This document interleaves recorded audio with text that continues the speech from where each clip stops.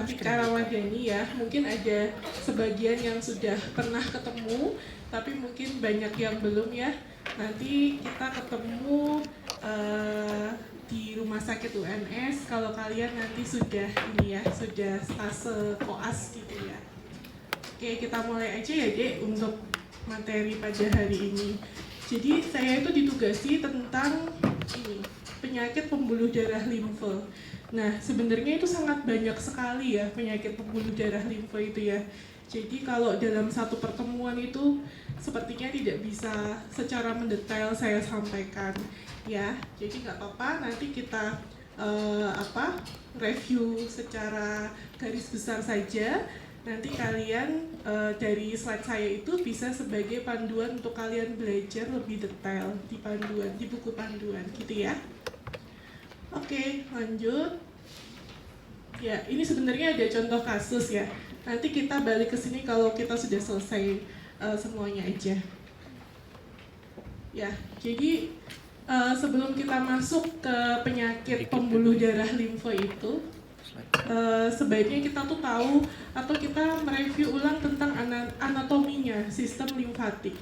Saya yakin kalian sudah ini ya, sudah ada anatomi ya, sudah pernah belajar tentang sistem limfatik. Sudah? Sudah ya? Ya, sorry ya, saya di depan aja ya. Ya, jalan-jalan apa ya? Ya, jadi anatomi sistem limfatik. Sebentar.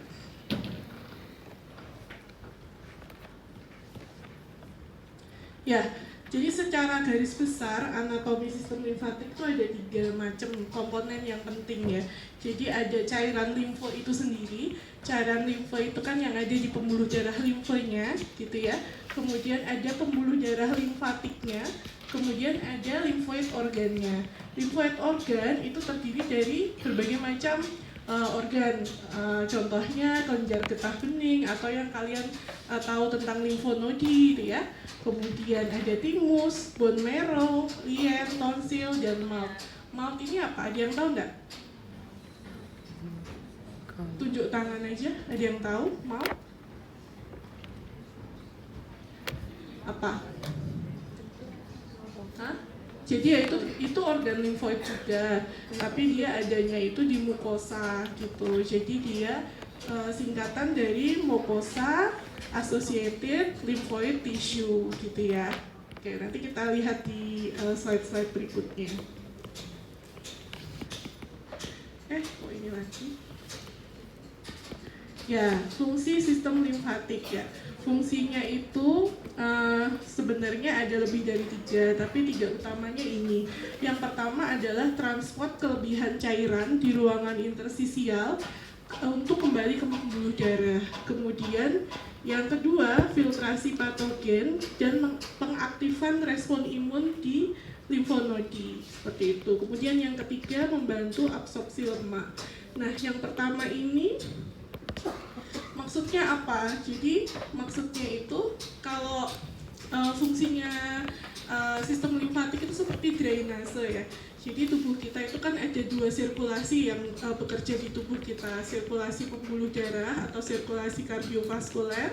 Yang kedua ada sirkulasi limfatik. Nah, sirkulasi kardiovaskuler itu nantinya di jaringan itu dia kan ini ya, pembuluh darah itu kan fungsinya untuk apa dia? Kalau arteri itu untuk apa? Supply. Ini ya, pakai gambar aja ya. Ya, jadi kan kalau arteri itu kan dia dari jantung ke sel-sel tubuh membawa berbagai macam komponen. Contohnya kan oksigen, kemudian cairan, kemudian nutrien gitu kan, dan komponen-komponen lain. Nah, di pembuluh darah itu nanti pembuluh darah arteri itu kan nanti akan bercabang lagi jadi kapiler tuh. Nah, kapiler nanti akan membentuk suatu anastomose yang namanya apa dia? Capillary bed, kalau masih ingat ya, capillary bed. Nah, di sini itu yang kuning-kuning itu kan sel-selnya tuh. sel-selnya yang kuning-kuning. Nah, capillary bed ini di sini nanti nutrien-nutrien akan ditransport ke sel-selnya itu, ya kan?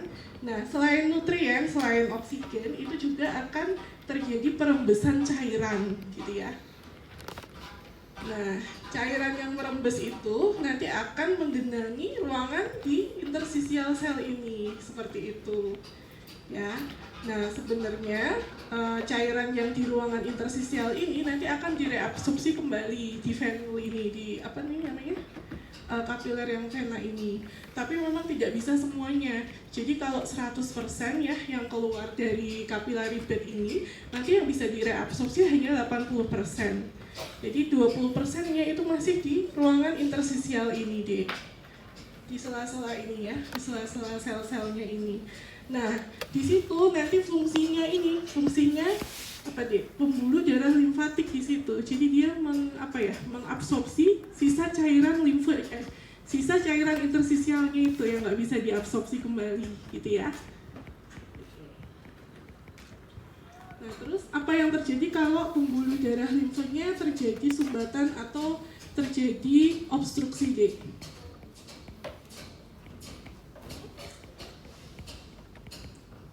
Apa dia yang terjadi? Perombukan cairan interstisial. Ada yang berpendapat mungkin? Yang depan-depan? Apa yang belakang ya? Belakang. Apa ada yang mau tunjuk tangan?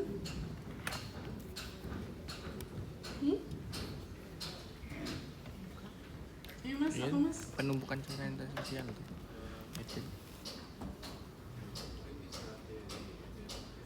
Ya, terjadi penumpukan cairan ya, terjadi penumpukan cairan, kemudian terjadi edem, gitu ya. Ya, itu makanya tadi fungsi utamanya tadi itu untuk mengabsorpsi kembali sisa-sisa cairan di ruangan interstisial yang tidak bisa masuk ke capillary bed ini. Oke, ya, kayak tulisannya kecil ya, tidak kelihatan. Ya intinya sama ya, ada tahap-tahapannya ya. Ini tahap-tahap tahap satu nanti plasma darah nanti akan merembes keluar, kemudian nanti akan masuk ke pembuluh darah limfatik yang tidak bisa terabsorpsi, kemudian nanti melalui pembuluh darah aferen ke limfonodi. Di limfonodi nanti aktivasi imunnya itu akan teraktivasi. Di sana nanti akan patogen-patogen seperti bakteri, virus itu akan dibinasakan di sini. Kemudian nanti keluar melalui eferen, pembuluh darah eferen, kemudian mengikuti pembuluh darah limfe ke trunkus. Trunkus itu pembuluh darah limfe yang lebih besar, nanti akan bermuara ke ductus limfatikus ya. Ductus limfatikus nanti akan kembali ke vena dan masuk lagi ke jantung, seperti itu ya kira-kira. Oke, ya ini tentang regio, tentang muara dari pembuluh darah limfe ya. Pembuluh darah limfe nanti kalau yang dextra nanti ujung-ujungnya akan bermuara ke ductus ductus limfatikus dextra ya. Yang ini ya, ductus limfatikus dextra. Dan yang sinistra sebagian besar nih ekstremitas inferior, kemudian ekstremitas superior yang sinistra, terus torak yang sinistra, kemudian regio kepala yang sinistra masuk ke ductus thoracicus gitu.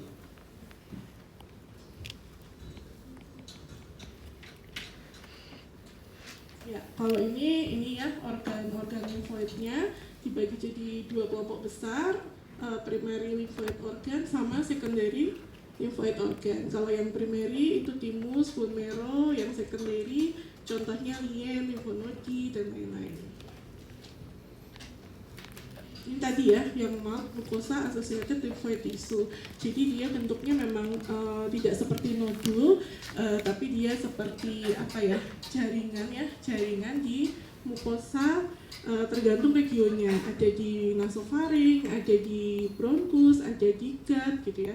Dan nanti menyesuaikan, berarti kalau di nasofaring namanya itu ya nasofaring associated lymphoid tissue, kemudian di bronkus bulb, di gut gulf gitu ya. Fungsinya sama. Nah ini kita masuk ke penyakit pembuluh darah limfe. Nah, penyakit pembuluh darah limfa, nah ini banyak sekali sebenarnya deh. Yang pertama ini limfadenitis. Kalau ini kan sudah tahu ya, kalau itis itu kan artinya radang ya. Jadi kalau limfadenitis ya artinya peradangan di kelenjar getah bening. Gejalanya bengkak, nyeri, ada nyeri tekan. Untuk diagnosisnya kita bisa lakukan biopsi. Kemudian ini limfanitis. Nah, bedanya sama limfadenitis, kalau limfanitis itu inflamasinya terjadi di pembuluh darahnya, gitu ya. Jadi ciri khasnya itu biasanya ada red streak ya. Jadi kemerahan itu mengikuti bentuk dari pembuluh darah limfanya seperti itu. Nah, penyebabnya bisa karena infeksi gitu ya. Infeksinya bisa karena parasit, filariasis itu, atau bisa karena bakteri, misalnya bakteri tuberkulosis, atau misalnya karena malignansi atau keganasan sel-sel tumor gitu. Kemudian komplikasinya bisa terjadi infeksi berat sampai sepsis, kemudian bisa terjadi selulitis. Nah, tadi ini limfadema ya, yang tadi kalau terjadi obstruksi, kemudian terjadi penumpukan cairan intersisial, kemudian terjadi edem. Biasanya terjadi di ekstremitas inferior atau ekstremitas superior juga bisa, dan biasanya unilateral ya kalau edemnya itu ya. Nah, ini nggak kelihatan, nanti bisa dilihat di PPT ya. Jadi untuk penyebabnya limfadema itu ada penyebab yang primer, ada yang sekunder. Kalau yang primer ini sebanyak ini penyakitnya, Dek. Jadi ini sebagian besar karena genetik ya, karena kongenital. Kalau yang bawah ini sekunder di luar itu. Jadi bisa karena infeksi yang tadi sudah kita bicarakan, kemudian karena karena keganasan, kemudian bisa karena pembedahan atau radiasi kemoterapi itu juga bisa, seperti itu. Nah, ini stage-stage-nya limfadema kalau di WHO itu dari stage 0 sampai stage 3 ya, Dek. Ini 0 sampai stage 3. Kalau stage 3 itu dia sudah terjadi elephantiasis biasanya. Stage 0 itu dia belum terjadi pembengkakan. Stage 1 dia sudah ada pitting edema. Pitting edema itu kalau dipencet gitu dia lekok gitu ya. Lekok tapi bisa kembali lagi. Kemudian stage 2 dia biasanya tidak ada pitting edema, kulitnya sudah mengeras gitu. Nah, stage 3 ini dia stage yang paling akhir, jadi dia sangat bengkaknya tuh sangat besar, kemudian sangat keras gitu. Dan kalau dipencet itu sudah tidak lekok lagi, seperti itu. Nah, ini ya gambarnya, stage 3 itu sangat besar ya, dan biasanya unilateral. Ini ya stage 3. Biasanya kalau limfadema itu paling banyak terjadi karena filariasis itu ya, karena infeksi parasit. Ya, tata laksana limfadema itu belum ada ya tata laksana definitifnya. Yang bisa kita lakukan ya non farmakologi dengan terapi dekongestif kompleks, dengan dengan manual lymphatic drainase, kemudian dengan multilayer compression, kemudian dengan perawatan kulit. Nah, kalau dengan multilayer compression dan manual lymphatic drainase itu tidak bisa, maka pilihannya pembedahan. Untuk caranya nanti ini dulu bisa dibaca di PubD itu, karena itu sangat sangat panjang gitu caranya gitu ya. Terus untuk farmakologinya sesuai dengan penyebabnya. Kalau penyebabnya parasit ya diberikan antiparasit, penyebabnya infeksi bakteri diberikan antibiotik. Ya, ini 3 jenis parasit terseringnya. Yang pertama yang Wuchereria bancrofti itu paling banyak 90%, kemudian Bruguiera malai, Bruguiera timori. Ini yang karena ini ya cacing ya.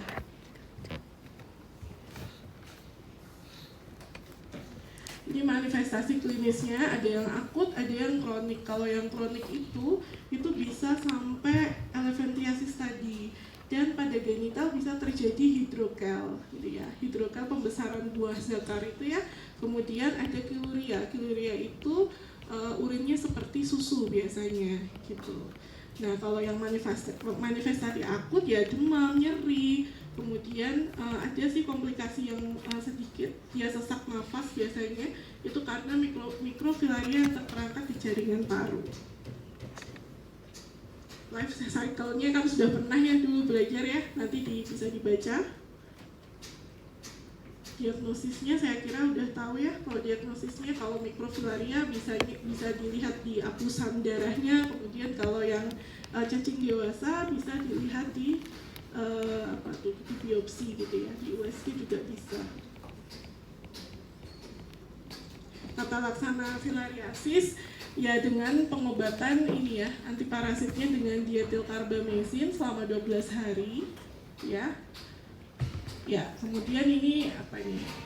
Ini limfadenitis yang disebabkan tuberkulosis ya. Tuberkulosis limfadenitis ada grade-grade-nya ya, grade 1 sampai grade 5. Nanti ada stage-stage-nya itu ya.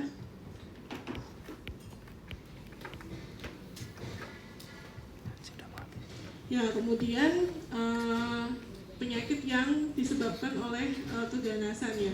Jadi kita sering dengar itu tentang limfoma ya. Limfoma itu penyakit keganasan pada kelenjar getah bening atau jaringan limfoid. Untuk gejalanya ya seperti biasa, seperti penyakit yang disebabkan karena keganasan lainnya, tidak spesifik. Jadi demam, subfebris dalam waktu yang lama, biasanya seminggu lebih, penurunan berat badan yang tidak diketahui sebabnya ya, lebih dari 10%, keringat malam yang banyak, cepat lelah, penurunan nafsu makan, seperti itu ya. Nah, ini ada juga pernah dengar ya, Hodgkin lymphoma dan non-Hodgkin lymphoma ya. Tapi sepertinya tidak masuk kompetensi kalian ya, sepertinya ya, Hodgkin lymphoma ya. Ini saya gambaran Ya perbedaannya ini bisa dilihat ya. Kalau yang paling banyak memang non-Hodgkin lymphoma, dia biasanya pada pasien dewasa. Kemudian kalau histopatologinya itu non-Hodgkin lymphoma itu bisa ditemukan B sama T limfosit. Kalau Hodgkin lymphoma ada red stempered cell gitu ya. Terapinya kemoterapi. Burung. Gitu ya. Saya rasa sudah seperti itu ya. ya intinya tuh sebenarnya banyak sekali ya dia grade-nya sih. Sebenarnya materinya itu nggak bisa kalau di dalam waktu satu kali itu nggak bisa karena sangat banyak sekali tadi penyakitnya ya, yang dari yang ditabel tadi ya, ada yang primer, ada yang sekunder, itu satu persatu akan memakan banyak waktu. Jadi kan kalian kan sudah dewasa ya, jadi nanti ya, belum bisa jawab ini. sebagai panduan ya untuk kalian untuk belajar lebih lanjut. Nah, saya sebentar belum selesai, belum benar-benar selesai. Ya kan nggak ini ya, masa cuma 5 menit. Oh my god. Ya, jadi ini saya punya video ini videonya cuma sebentar. Filariasis Harusnya hidrokronik. dari Ya itu YouTube harusnya aja. filariasis sih kasusnya. Tolongin dong, Aku mau ngajak ngomong. ada 2 ya. Jadi intinya kalau topik saya ini intinya kalian itu sebaiknya benar-benar menguasai tentang fisiologinya gitu, anatomi dan fisiologinya. Kalau kalian menguasai anatomi dan fisiologinya, mekanisme sirkulasi limfatik itu seperti apa, nanti untuk belajar penyakit-penyakitnya itu akan lebih mudah dan akan lebih bisa dilogika gitu kalau kalian sudah paham. Jadi saran saya, kalau kalian tipe yang audio visual kayak saya, itu biasanya kalau saya sih baca dulu, kemudian nanti kita cari video tentang topik itu gitu. Nah itu sekarang di YouTube tuh udah banyak banget ya terutama tentang anatomi, tentang fisiologi itu udah banyak banget. Nah itu bisa jadi tambahan untuk kalian belajar. Tentunya untuk sumber utamanya ya tentunya tetap Patti, Harrison seperti itu gitu ya. Patti, Harrison bukan profesor ya. Ninja nerd.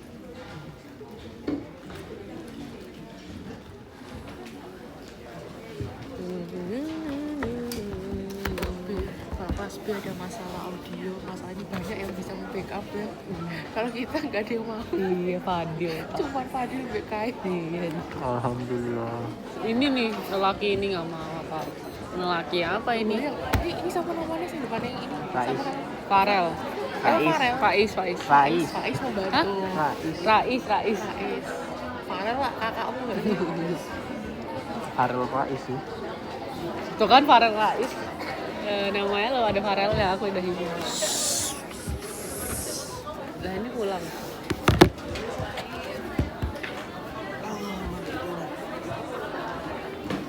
Kenapa dia bisa ciliuria? Kenapa? Kenapa dia bisa ciliuria? Malaria ini absorpsi lemaknya masuk ke sistem Ciliuria A system of thin tubes called lymph vessels and lymph nodes or glands. These run Lymph throughout nodes ini the buat body. apa? Absorpsi. Sistem The imun. spleen, thymus, tonsils and adenoids are also part of the lymphatic system. Along the lymph vessels are small bean-shaped lymph glands. You might be able to feel these in your neck, under your arm and in your groin. But they are also throughout the body, Tapi saya including neng the chest, saya lawari mampir abdomen, sister and cili saya pelvis. gak sih? The lymphatic system dari carries a bawah. colorless liquid called lymph. As the blood circulates around the body, fluid passes from the blood into the body tissues, carrying food to the cells. This fluid bathes the tissues to form tissue fluid, which collects waste products, bacteria, damaged cells, and cancer cells if there are any. The fluid then drains back into the lymph vessels, where it is transported towards the lymph glands. The glands then filter the lymph, taking out any harmful products. The lymph also contains lots of white blood cells, called lymphocytes, which help us fight infections. The lymph eventually reaches a large vessel at the base of the neck, called the thoracic duct, which passes the filtered lymph back into the blood circulation. If the lymph vessels or nodes are blocked, removed or damaged, it can cause a buildup of fluid. This can cause swelling, known as lymphedema. For more information about lymphedema, Together we will beat the cancer. We will shine. Mampir sister Asili saya gak sih? Saya ada ngisor dulu. Sister Nasi. Ya itu versi Dan saya singkatnya jawab ya. ini sister Nah, Asili ini, saya loh. Terus aja deh. saya mau muterin versi panjangnya, nggak apa-apa ya, 20 menitan ya. Kurang tidak baru disampaikan ke vena superior tuh. Mau apa enggak? Kalau nggak mau ya udah nggak apa-apa sih, tinggal kata aja. Mau. Pipis. Aku nak pipis.